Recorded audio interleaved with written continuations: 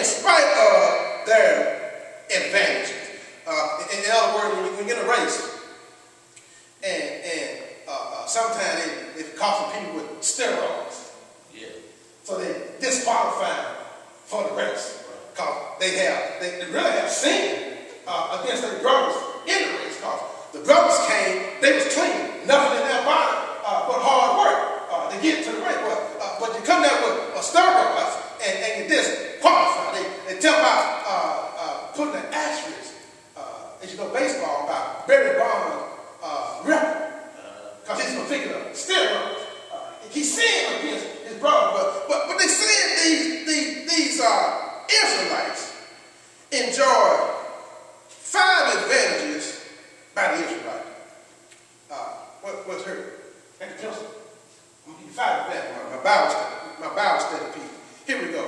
The Israelites had 5 advantages were enjoyed by the Israelites. Paul was giving these Corinthians these so that they can understand what could happen to them. And we're talking about the Israelites, but he's talking to the Corinthians. Now we got all that straight. Let me get to the 5 advantages.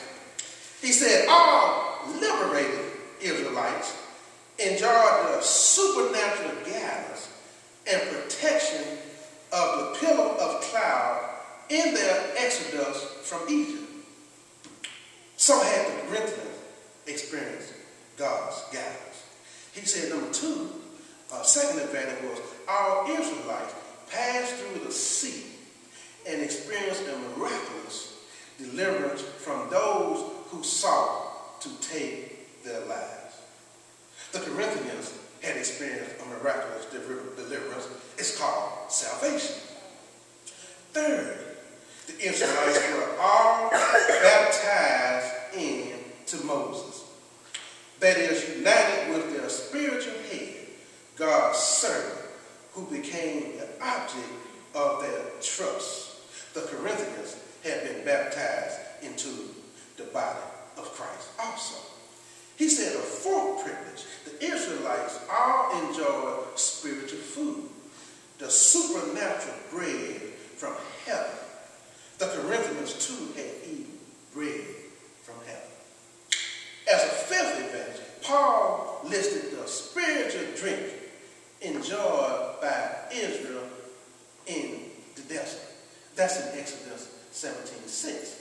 According to Paul, Christ was the source of this supernatural water. Christ too was the source of supernatural water for the Corinthians. Then Paul said God's dealings with Israel were more than a matter of historical curiosity. But that's why we gave you the history of the Israelites, because Paul thought this to be very curious. He said there were examples of warnings for the Corinthians. Look at verse 6. I'm not reading, but look at verse 6. It said that the God with whom they had to deal, who was bringing his interaction with people to a close in this fulfillment of the ages, was the same God who disciplined the Israelites with death and would be so again. Here we go. The same God that disciplined the Israelites, the same God that disciplined the Corinthians, all right. That's going to be the same God that disciplined us. He ain't changed since the Israelites. He ain't changed since the Corinthians. We got all kind of new fandangle doctrine coming out. Yeah. But God ain't changed. The same God that parted the sea, put them in the crosses so they wouldn't get destroyed. Right. That's the same God. That's right. So I think sometimes people get confused and think there's a different God now than back then. And I want to tell you that it's the same God. 2,000 years ago, it's the same God today. but let me hurry, because I want to get through all of it. It said things to know in victory over temptation. Here we go. Here's our to-do list, or not to-do list. They say we call Satan the tempter. Because Satan running around trying to tempt us with temptation.